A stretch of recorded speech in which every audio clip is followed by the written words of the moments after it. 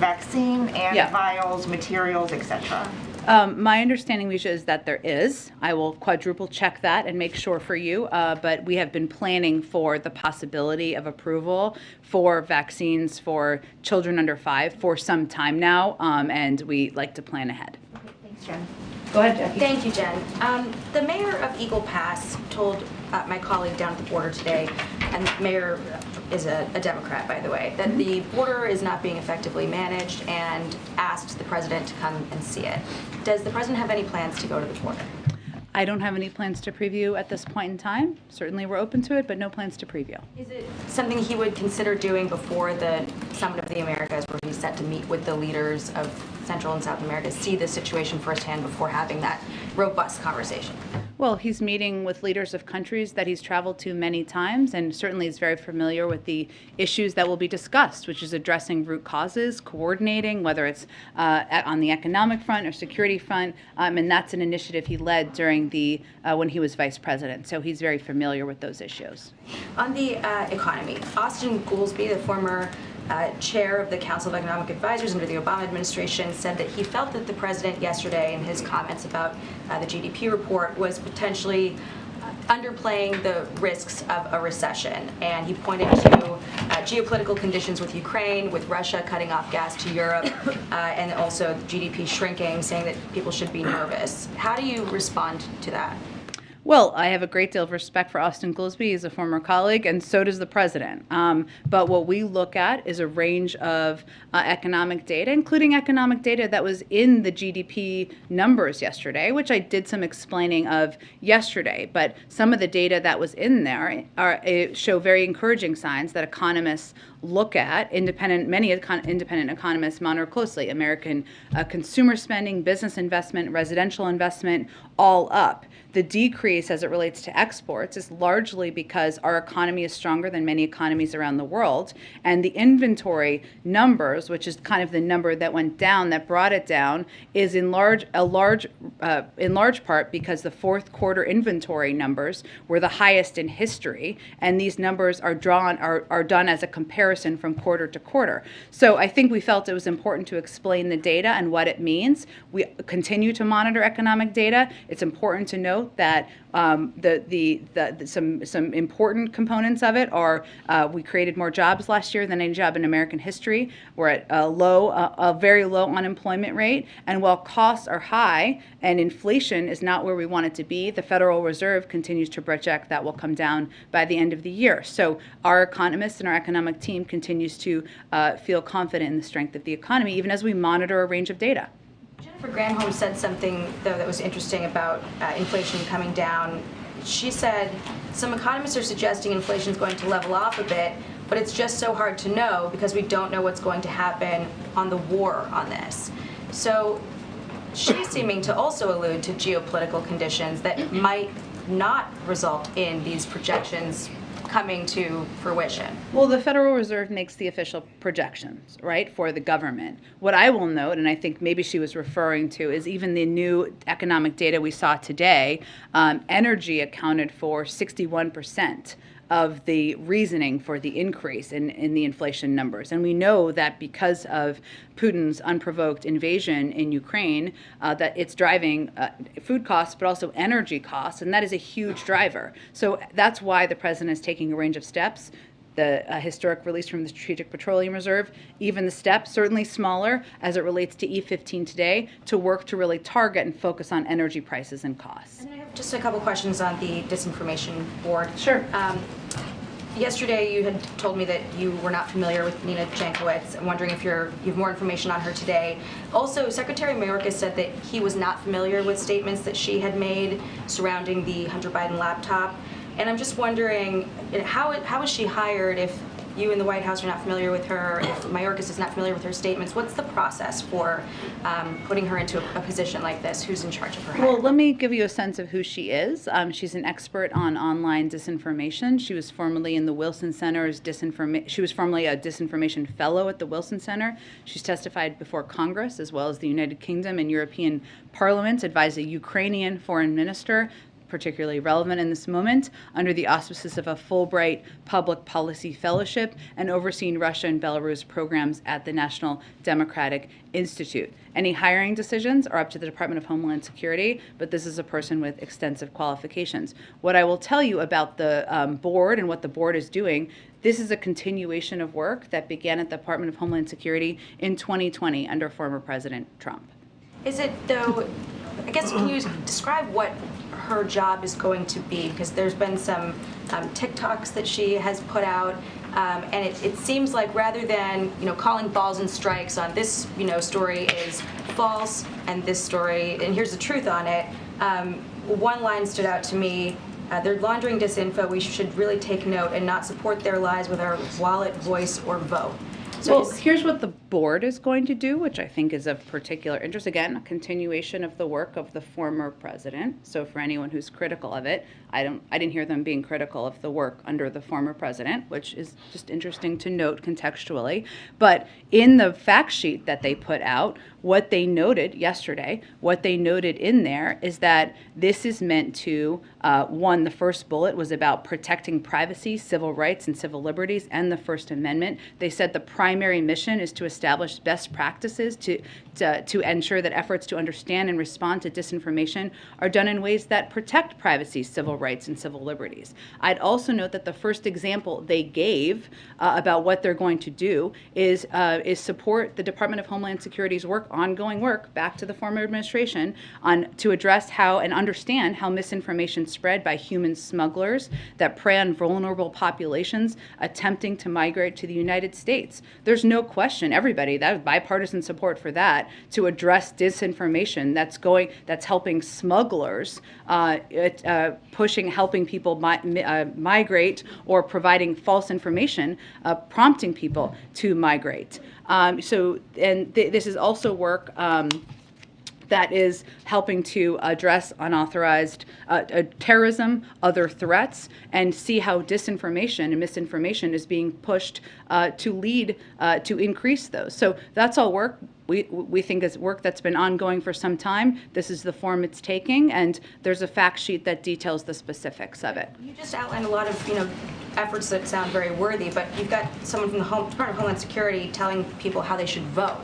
How do you explain that to critics who say that doesn't sound right to me?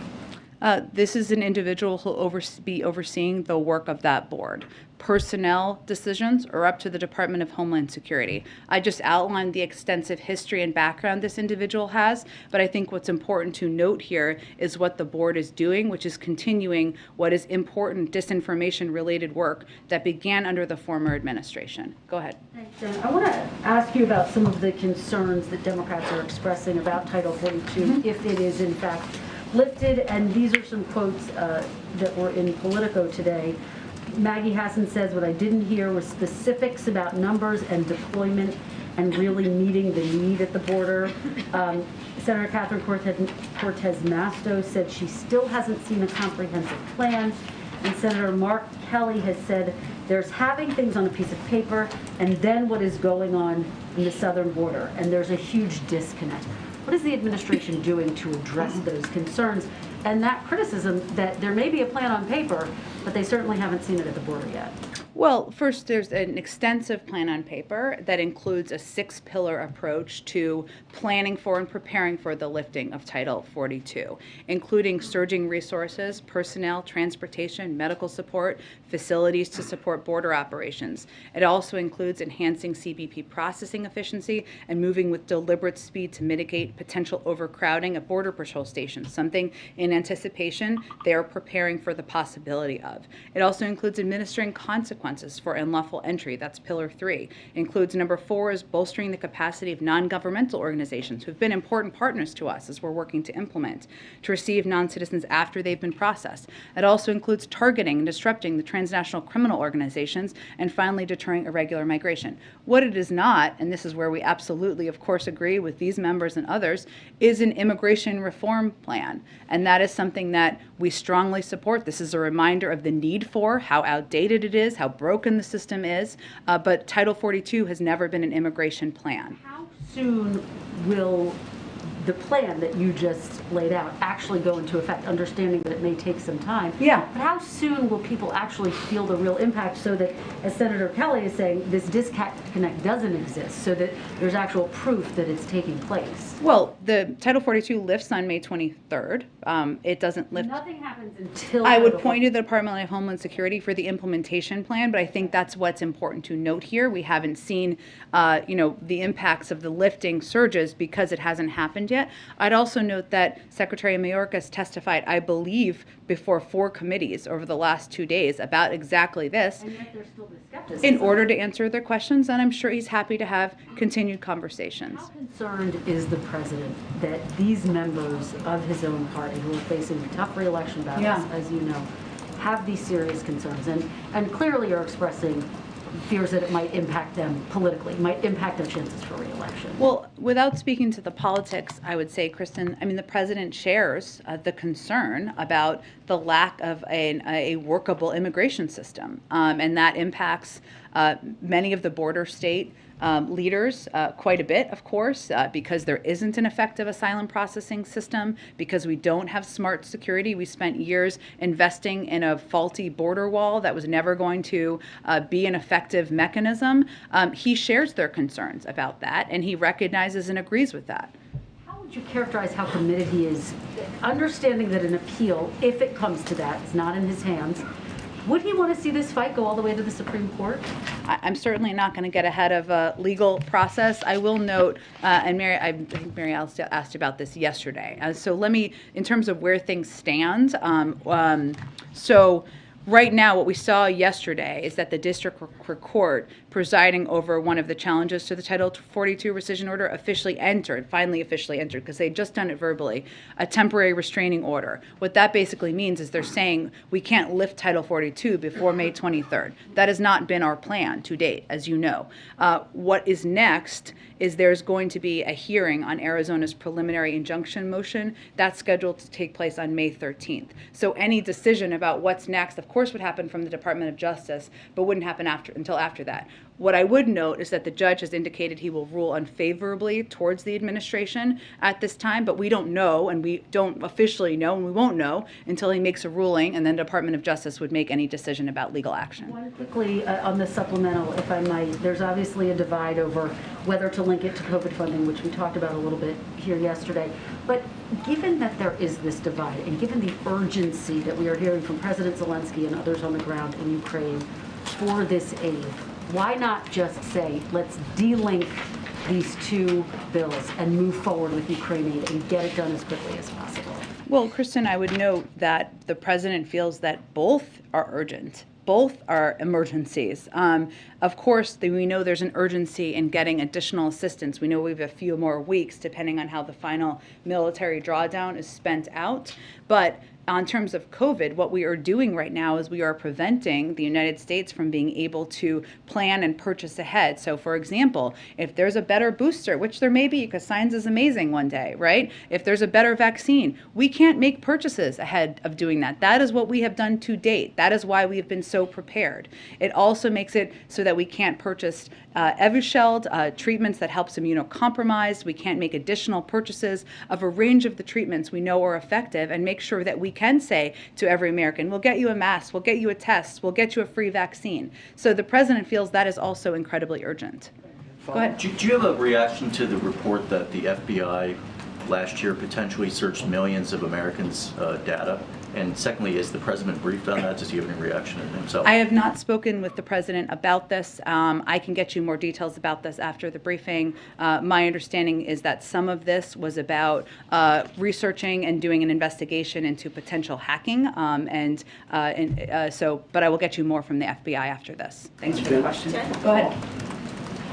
Yeah, E15 fuel is slightly less energy dense than what we would consider typical gasoline, so Americans might need to fill up just a little bit more frequently. So how much does the administration really think that this move will affect Americans' wallets?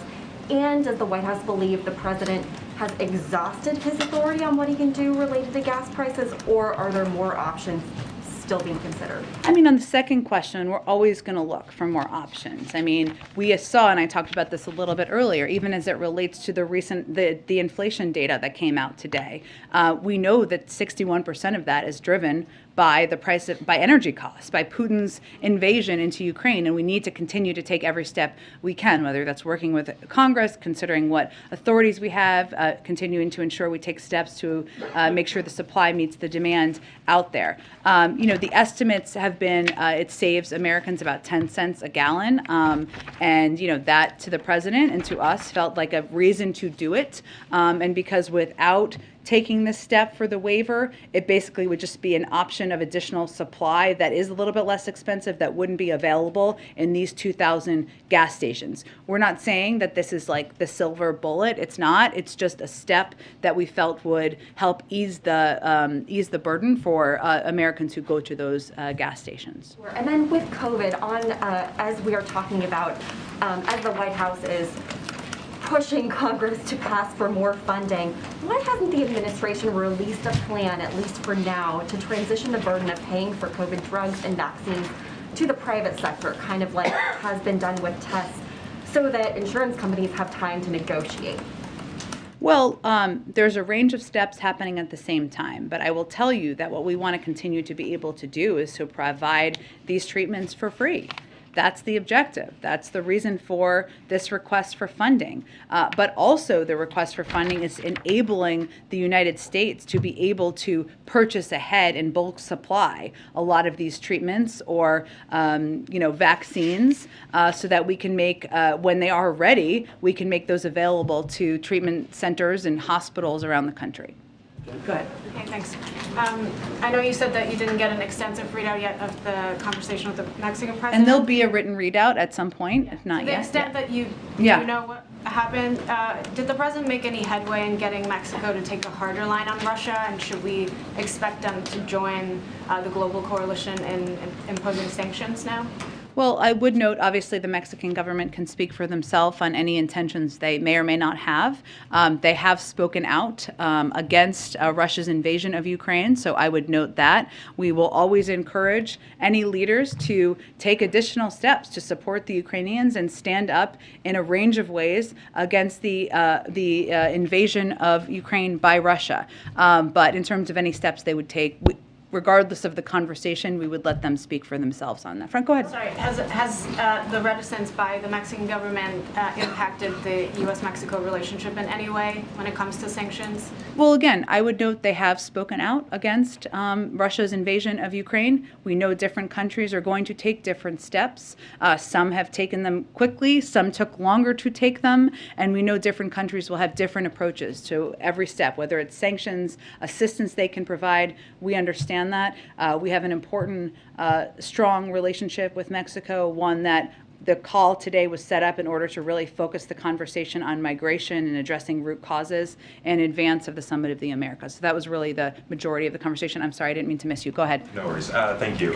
So Pentagon Press Secretary John Kirby was asked this afternoon if he believed that Vladimir Putin was a rational actor. And he responded saying, I can't talk to his psychology, but I think we can all speak to his depravity. Now, he later apologized for his emotions there, but I'm curious, are these sentiments also shared by the president? Well, I think you've heard the president call him a war criminal. So I don't think the president thinks of President Putin as somebody who is a model in the world. He views him as a pariah and somebody who is guilty of war crimes and of genocide. So I think the president's comments speak for itself. And then also piggybacking on Kristen's last question, if Congress doesn't pass supplemental aid to Ukraine or it's delayed, how much longer can we keep the current pace in supporting them? Well, there's a range of ways we're supporting them, right? So this is why I felt it was important to outline it in more detail than I did yesterday. Sometimes you go back and you say, I need more information, right? And that's what we did here. But we know there's $250 million left, right, from the security package. We know that we were at a very rapid pace of providing assistance for several weeks. That was strategic because we wanted to front load that, knowing that as Russia repositioned their approach approach to the war, the needs for the Ukrainians were different because it was going to be a longer, more drawn out war that was more kind of on the ground. So we strategically front loaded a lot of the security assistance, but there is not. We expect a couple more weeks this assistance could be. I don't have the plans from the Department of Defense on exactly how they will roll that out. I also noted that the vast majority of our economic assistance has also been exhausted. Obviously, many of those needs are long term. Some of the funding, about $3 billion of it, was for operating needs of the Department of Defense. Some of those are still being spent out and are part of their budget, not direct assistance, of course. And then there is still funds in the humanitarian assistance bucket, but that doesn't meet all of the needs, of course, that the Ukrainians have. So this is why there's an urgency to moving forward. And lastly, I understand that the circumstances surrounding Mr. Cancel's death are still coming to light, but does the president have any plans to talk with his relatives? It's a great question, and what I tried to convey, perhaps not articulately, is that it has not gone through the proper channels that typically are the State Department, Defense Department, et cetera, usually the State Department likely in this case, and if there is a call to read out, I will certainly let all of you know. Go ahead, I can do like a few more, I think. Go ahead. So it sounds like the president is still planning to attend the White House Correspondents' Dinner. In past, when he's been exposed in large events, the White House has noted that there might be an increase in his testing following those. Are there any plans to change the president's testing procedures following these big events that he's been attending, like the dinner and the two memorial services he attended? The testing protocol is determined by his doctor. He was tested yesterday and he tested negative, but I don't have anything to predict in terms of the future. I noted this the other day, but I think it's important for your question here, is that the president, we made a decision, it was important to him to attend the dinner to honor the work of journalists, all of you, many of your colleagues around the world, something the former president didn't do. But we also took additional steps. He's not attending the dinner portion. He's coming for the program. So, and he will likely wear a mask when he's not speaking. Obviously, he'll speak, and so he'll be there for about an hour or 90 minutes, I guess, depending on how long Trevor Noah speaks and others speak in the program. But we took that additional step as well, and then he's, of course, sitting on the dais up in the front, so the interaction, he's not attending any of the receptions or anything along those lines either. And then on the remarks, the president has been a guest on several late-night shows. Has he consulted any of those host comedians, brought in any outside help on his speech? Can you kind of bring us in the room on how he's approaching this as someone who has attended several of these dinners and seen them play out? He has. I would tell you the president has a very good sense of humor and is working hard on his own speech. On the topic of thank you, Jen. The administration has not said how long they expect the war in Ukraine to last, and that's understandable because no one knows what the future will hold. But the administration, and then also in this room yesterday, the administration has declined to say how much the United States is prepared to spend long term, or to give a real definition of what a victory in the war in Ukraine would look like. So my question is, how long does President Biden, the same president who got us out of Afghanistan because he said it was a costly and unwinnable quagmire, how long does he expect the American people to back this war when they don't know how long it will last, how much it will cost, or what the ultimate definition of victory actually is? Well, I mean, let me just reiterate something the president has said from the beginning. I will get to your point, but I will get to your questions, I promise, that combating Russian aggression has costs. Leaving it unchecked would be even more costly. Allowing Russia to run rampant around Europe beyond Ukraine, which is what President Putin outlined in his speech right before he invaded, would be incredibly costly to the world and to the United States. We calculate that as well. Right now, I know, I will get there, I promise. I know you're raising your hand. You asked me a few questions. I'm going to get there. Right now, the importance of this package to the president is because every day Ukrainians pay the price of freedom in their lives, and he feels providing them with arms and foods is the right thing to do. And trying to plan for, and I noted that some components of this package are not limited. It's not that the spending will end at 5 months. It's just allowing the ability for us, the Ukrainians and the Europeans, to plan over the long term. In fact, much of the security assistance will be much longer than that. The reason it's difficult to define what winning is because obviously our view continues to be that an end will be through a diplomatic process and a diplomatic conversation. The Ukrainians are the ones to determine what the outcome of that will look like, not for us to determine on their behalf. So should we expect a line item appropriation for military aid to Ukraine for the next 5, 10, 15 years? I mean, is this open-ended? We, of course, want the war to end as quickly as possible.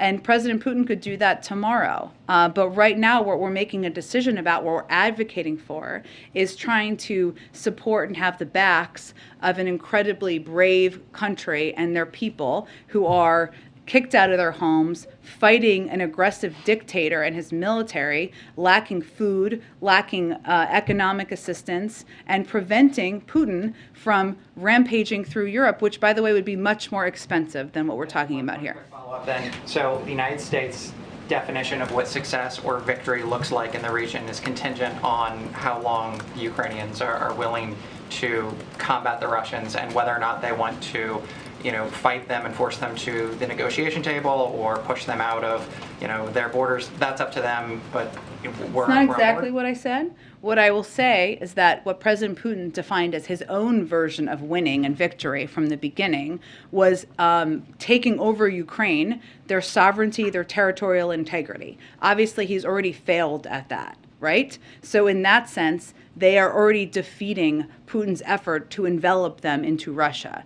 But this is an ongoing war. We know that. We know that diplomacy and having a discussion and negotiation is the way to get an end to it. Our effort and our focus is on strengthening them at the negotiating table. And that's the role that we feel that we can play. I'm going to have to wrap this up. Asma, go ahead, one more. Thank you. Oh, and Asma, you asked me a question yesterday about a credit. That is not possible. Yeah, I did get that. Okay, Thank good. you. But for others? Yes. So there have been reports that EU countries are looking to approve a phased embargo on Russian oil reserves next week. And Yeah. if that were to happen, it would be huge. And I'm curious how the White House is coordinating with the EU on this. Sure. So one of the steps that the president took last month was to start this task force with the Europeans. I mean, we took steps before that, right, to work with a range of countries in Asia and around the world to provide additional supply, LNG supply, where they had excess. Japan, for example, did that to provide excess LNG supply because they had the ability to do that to the Europeans in anticipation that Russia could weaponize energy, as we've seen President Putin do. There was a meeting of this task force yesterday to continue that coordination, have that discussion, and we're just looking for ways that we can help them address these needs that we long anticipated. Okay, thanks everyone. Given the weekend's events. Thank you, everyone. Question on press.